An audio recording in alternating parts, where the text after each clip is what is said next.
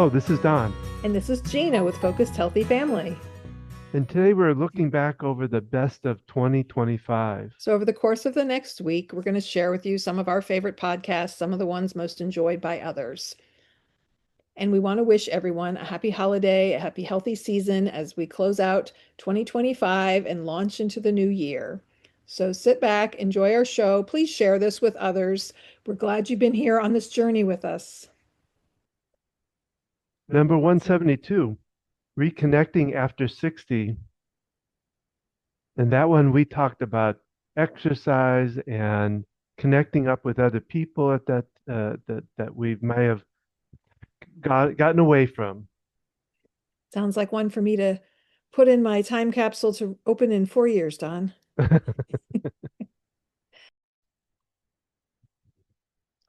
So we got the opportunity to go see a friend of mine, When you not very grew, far. someone you grew up with who Yeah, in Missouri and was living locally and invited us to go there for dinner. and it weren't far from here, so we were able to come up. And when we got there, they said, "Well, we're just going to go to the club for today." Dinner. Yeah, for dinner at the club, and walked in, and they knew everybody in there. It feels like, and it just kind of gave us the idea that we got to this age again where we could be living in the same place that like your mom and dad did with the senior living So kind of. it was a 55 plus community that they lived in. We didn't realize that the neighborhood they lived in was a 55 plus because your friend's the same age as you, which is 65 plus.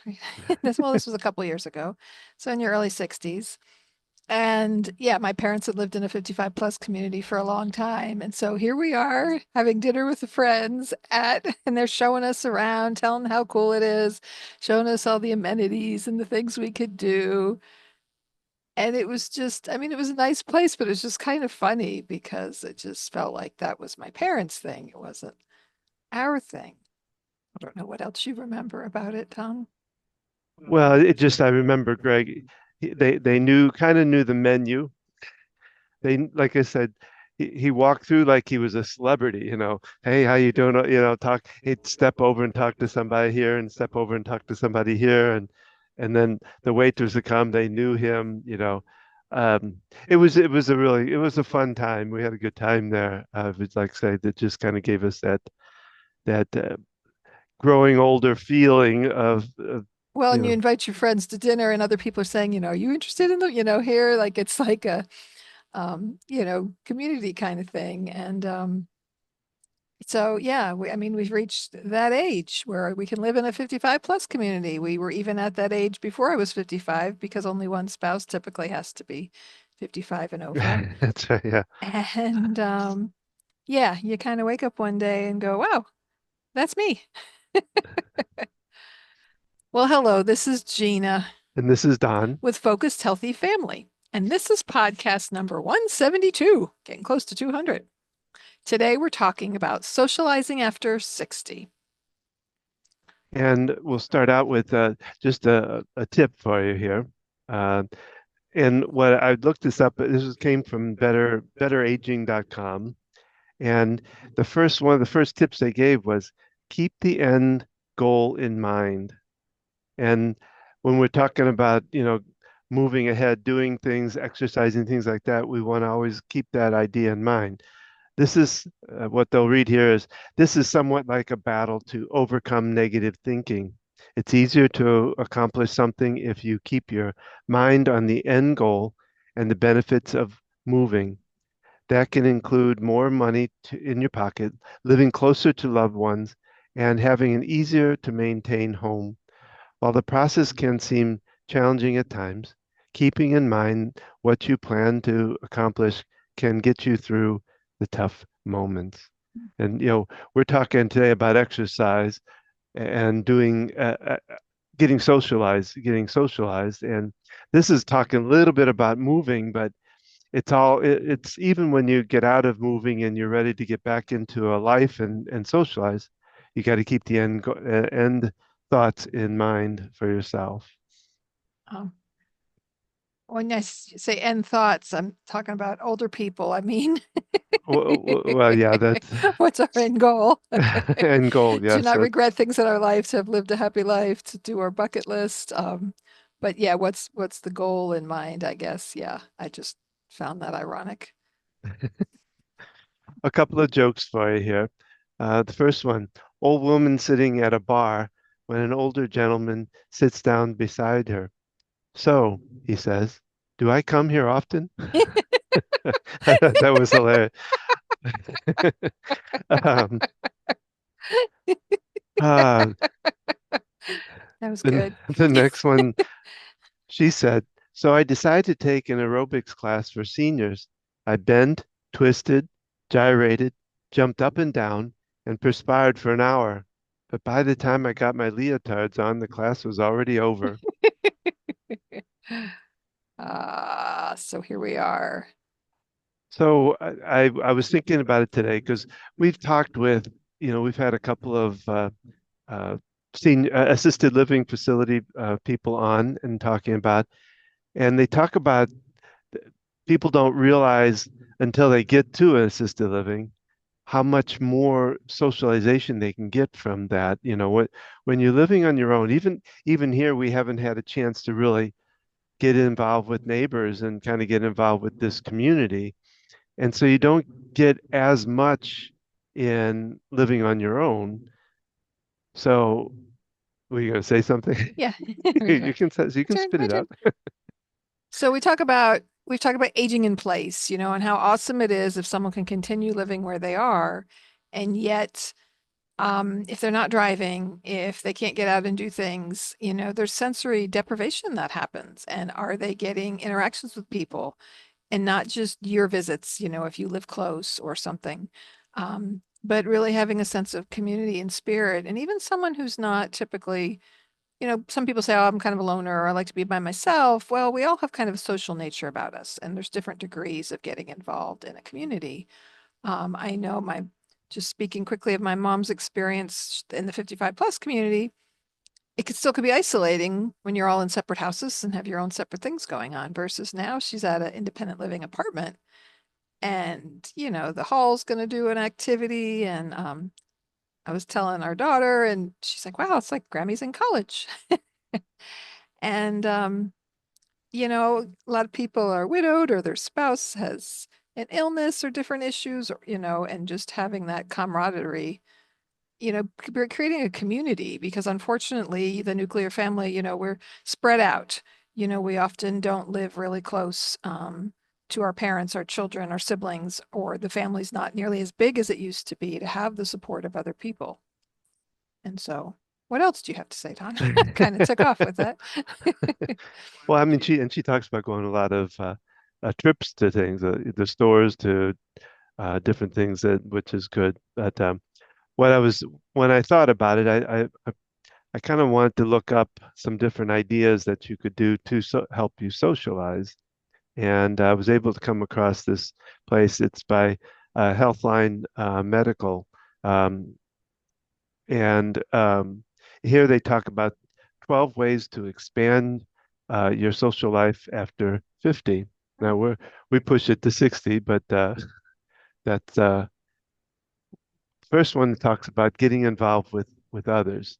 So getting out there, getting yourself involved with other people as you're doing your exercises or doing your work, you pull other people into it, can help you get yourself the beginning of it. Okay. You can add in anytime you want. No, that didn't make a whole lot of sense. Getting other people involved with you, like how do you get other people involved with you? Well, it says here, people don't talk about social benefits of exercise quite as much as physical and cognitive benefits, but they should. So many different forms of exercise that involve other people, including dance, team sports, solo sports, you do alongside others. Having been shown trusted source to help people feel a sense of belonging and encourage social bonding. Okay, so you're talking about exercise. Now it makes sense. Um, yeah, I thought about that myself working out at the gym we belong to, the YMCA, and there's exercise classes. And I've kind of become a solitude exerciser, but I'm like, it would be nice to be in a class and have that sense of, we're here together, we're all have the same end goal, like you talked about. And yeah, it is an opportunity to connect with other people, and it does utilize exercises our brain, which as we're aging, we want to keep that as active as our body to keep um, our cognitive skills functioning. And you're stepping one step ahead because number two is take a class. And and like you said, in integrating with other people, and it's also fun. It's something to enliven the spirit there too. So number three is schedule daily hangouts. They talk about finding places to um, meet up with people, get get people involved. They talk about, well, let's read it. Okay. So you can quickly start to feel socially isolated if you live alone or don't have much time to socialize with others. If you're in this situation, try making conscious effort to schedule social dates with others. If you can't get out of the house or whatever reason, and don't feel like it, consider checking in daily with friends or families by phone. They talk about also getting online, calling a loved one, having coffee with them, or going to a dog park to chat with other dog lovers, all healthy social time. I go to the park without my dog. Would that be weird? Yes, just pretend, just have a leash and pretend like, Yeah, my dog's the one over there.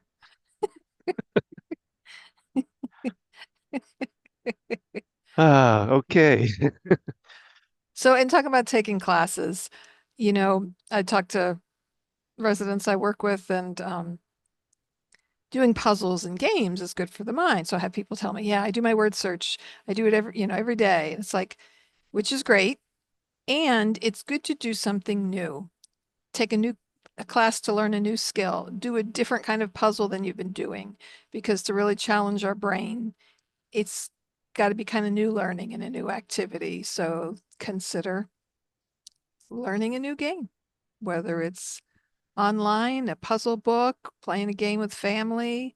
Um, it, you Well, know, you could blend that into, you could do it online. You can also get somebody to join you online to play. Like I know Scrabble. That's the only thing I know, but you can. yeah, you Uh, can connect with other people, and you can connect randomly with other people to play an online game, or there are games where you can play together in person. well, you Jackbox can. games. We do this Oh as a yeah, family. It's a fun. we haven't You have done to that in a while. purchase the games, but you host it, and we've done it, niece and nephew out in California, brother up in Pennsylvania, my son at his house, us here, and we go on Zoom together and we're all playing the same game together. And yeah, it's quite a way to connect socially with people. And if you enjoy different kinds of games, Well, and you can bring it home too. It doesn't always have to be online. It can be you can invite somebody to the house and play Monopoly. You could play anything. You could play Jackbox with people at your home too. yeah, So you can play it together. So yeah, there's so many different kinds of ways, and just there's Zoom, there's I've been using Marco Polo app, which is an app where you record yourself video and voice, and then other people can listen when they're able to, but they can also watch it live, and so they can give thumbs up and hearts. So it's a little more than just texting someone, having the video message, if you, it's it's less invasive than a phone call if maybe they're sending the message at a time when I can't, talk to them directly. There's different kinds of platforms out there for us to make better connections. And yeah, a good old fashioned phone call, like just to be able to it'll, talk to someone. that, I like that. No. Um, the next one is using social media to text and stay in touch with people. So, Just you what know, we pretty much just talked about. yeah, and I mean, because you think about socialization is getting together and being around people, but it's also connecting, keeping in contact and connecting with other people. Um, they do mention here to also be very careful of your privacy and all of that for seniors and older. Um, plan transportation ahead. I thought that was an interesting one. Knowing, one, how you're going to get together with others, how you're going to get out, and they actually show a couple of different options here. Of course, always public transportation, but there's also what they call paratransit services. They're free services that with reservations through public transport companies for people who can't easily access public transport services. And then, of course, private rides. If you have Uber, and what's the other one? Lyft. Lyft. Yeah, that's the Yeah, a other. lot of communities have senior transportation services that, um, yeah, kind of provide a little extra help helping someone get on a van or whether they need a lift, if they're in a motorized scooter because they can't walk a distance. There are lots of different options out there. If you're in a smaller town or community, that could be more challenging. Um, and finding out what is in your area, what is available. The next one is volunteering, and I get it. I can always tell. My funniest joke was when I was a young kid. My great aunt, her name was Aunt Zita, and she was in her mid 90s, and she was volunteering at I think that at that point it was a nursing facility, is all it was. But she'd always say, "I'm going in and helping those old folks." But it is a good idea to get out and volunteer.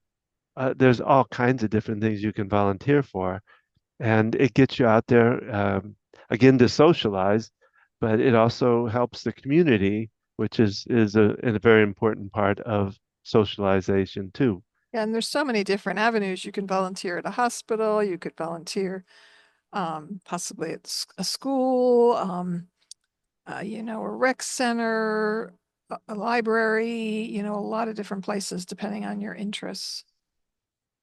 Number seven is meeting people with diverse settings. Um, not, not always staying in your exact uh, age frame, your exact racial, I guess, there's a lot of different ways of being able to meet people in diverse location. Okay, kind of stepping outside your comfort zone and doing something. Um, Well, and it also gets you in, it goes back to like volunteering. It goes back to these different things that it puts you in places that you've never been before. mhm. Like they talk about here, new sports or hobbies, joining a book club, um, just get you into places like I say you may not have been in before. Mhm. All right. Invite others into your social activities. So, being it, this is where it talks about reaching out to others, whether you know them or not, sometimes just asking if they could join you um, in whatever you've got going on. And they talk about making sure could you carpool with someone instead of commuting alone? Could you chat with a friend on a phone while you cook? Could you invite someone new to join your exercise regimen? Could you invite a friend to join you for a movie night? So it's kind of going back in days before you were married and you had to go on dates. You had to ask somebody to do something, with you. But that, I don't know. Yeah, and I think, the way our culture is currently and with social media and just how busy we are, we can become isolated. We moved to a new neighborhood. We met some people when we moved here. We met people at the yard sale and Halloween, but people are busy doing their own things. And reaching beyond that, it does take effort as we get older and we're, raising our kids, whatever, taking care of our parents. We're not, we go exercise and we just want to go, we got 30 minutes, we do our workout and we're done. And so making that extra effort to connect with other people, because especially now before we retire and, building up that community, because otherwise we're busy running around and then all of a sudden we're retired and we don't like, where are my friends? Not that you can't then make connections at that point as well, but thinking about that, I'm thinking about it myself because, yeah, how many social connections? Well, and you think about too is that a lot of us are still working. Doggy, doggy. Sorry. Dog interrupted. Doggy was interrupting there. But a lot of us are still working and being able to have the time to do this. And I kind of comes to a point of having to make some time to do it, I guess. Yeah, really, scheduling it, scheduling the time, even if you're doing something by yourself, go window shopping somewhere. You can talk to the people at the local stores, you can connect with people kind of more informally and, getting out. Um, uh, I enjoy talking with strangers and it can be kind of a fun way to get out and make some connections with people without a whole lot of commitment. Well, the next one is a tough one. Swap solo online and TV time for social activities. We all kind of get into a little bit of a rut of sitting down because we're tired by the end of the day sometimes and not getting out, taking a walk, getting outside, doing different There's things. so many TV shows now, so many options. I heard someone on the radio, they were like, "You haven't watched Stranger Things yet?" And she's like, "I have so many things on my list. I haven't gotten to that yet." And yeah, it's very easy. You can watch on your phone, you can watch it anywhere, anytime. Um, It's kind of that binge thing that goes on, yeah, and because you have access to multiple shows in a row, it's not like back in the good old days where yeah, I was well, talking with, everything went off at a certain point, you didn't, oh, well, you're talking about when way back, yeah, but it is way even back. like before VCRs, you had to watch it when it aired. Like I remember around Thanksgiving, Sound of Music would be on, and it's like we watched it every year because they aired it at that time, before we had the ability to just watch it whenever we wanted. Um, so there's pros and cons, obviously, because now we're not like this is a funny story. My best friend in high school. So this was the mid 80s. And I guess her parents, I mean, VCRs were around then, but we'd before either of us was driving or had a car and we wanted a ride to the mall. It's typically what we did. Her parents, it would depend on what show they were watching. And we couldn't we couldn't take us if it was in the middle of one of their favorite shows. And I was just thinking back to that and how kind of funny that is. Well, you Um, also, I'm sorry, go ahead. Well, you talk about, there was a time you talk about this story about your mom and dad that were watching TV and didn't come pick you up. Weren't they, were they watching TV when it was happening? I want to say they were. oh, well, I was in a car accident week after I got my license. No, you talk No, about another time when they missed picking you up. there were a couple times. I'm not sure how much TV TV had to do. shows might have been I'm involved. not Who sure how knows? much TV had to do with it or not, but maybe. I remember when I friend from church brought me home because I was going to church when I was in that accident. I remember they were sitting in the living room with the TV on, hadn't somehow heard the phone call from the police officer because I didn't have a cell phone. It was 1987. Well, number 10 is adopt a pet. So it's not like meeting somebody in person, but it is a way. Well, one, if you want to go to the dog park, you have something to take with you and you have a conversation piece at the same time. But it also is it's a companion. It's I somebody think to. that's a really good idea. I think we should adopt more pets. There, Anyway, there the are next one. kittens. I know kittens without homes, and it would help me I don't want socially kittens. I don't to want adopt kittens. more kittens. We can have a dog. You want another dog? Yeah. I don't know if right now Don't you whether remember when we got the second dog? It was like one more dog was like five more dogs. It was a lot more work.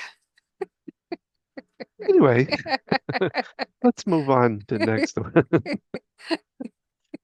Uh, visit your local community center. We have some here, and they have a lot of different activities to get people involved. They also feed people so that if it's a senior that's having some food issues that they can't always afford enough food, your community centers a lot of times will do that. And there are like we live where there's a senior center, there's multiple senior centers in the county and surrounding areas, but also some churches provide this. I remember when my our older daughter did Girl Scouts and a certain week of the month, they did a senior event community and they provided a meal and an activity. We had to use a different space in the church for when they did that. And so checking out what there is in your area, because maybe if you're in a small community or where your loved one lives in a small community and you're concerned about them, there might be a local church or other organization that provides weekly or monthly a meal event activity. Well, and the last one is about getting professional help.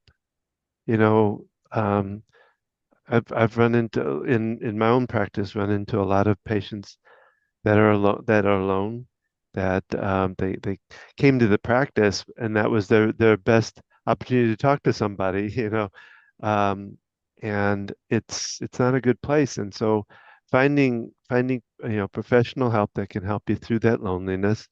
They talk here about starting with your local doctor or a local priest, local minister, whatever, to get started. And you can also probably find some opportunities for free services too if you can't afford it.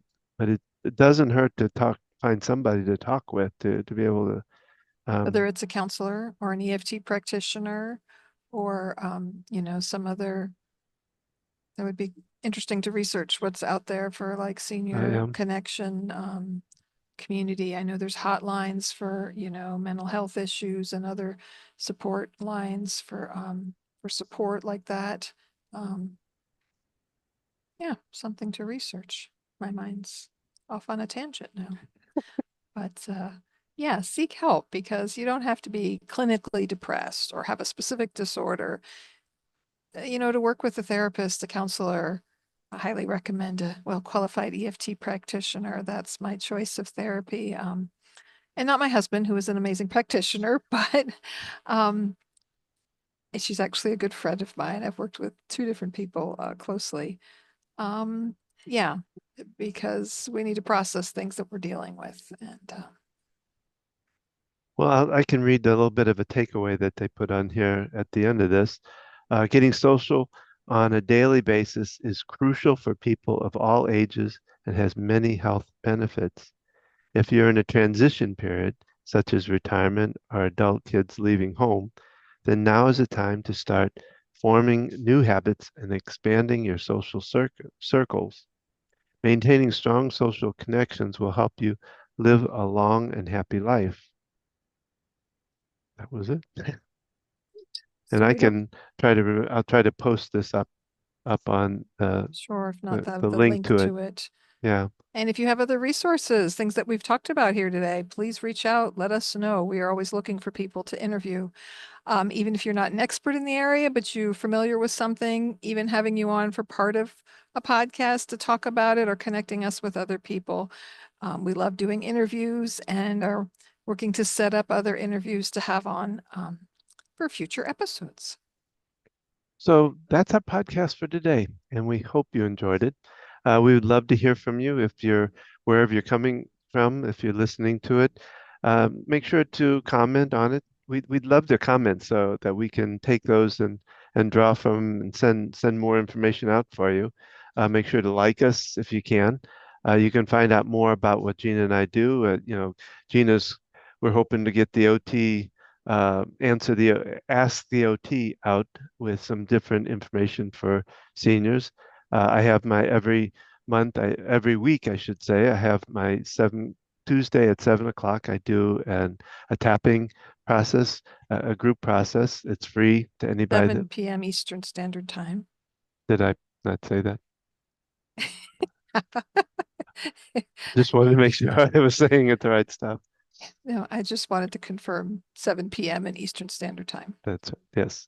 You can find out about what Gina and I do, and we've done a lot of past interviews and different information about seniors and the caretaking.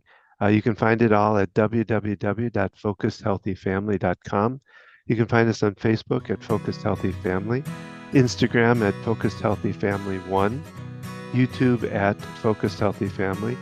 And again, join us every Thursday when these podcasts go out.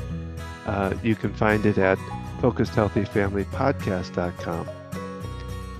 And remember, how you treat your children and your loved ones today shapes their future and yours.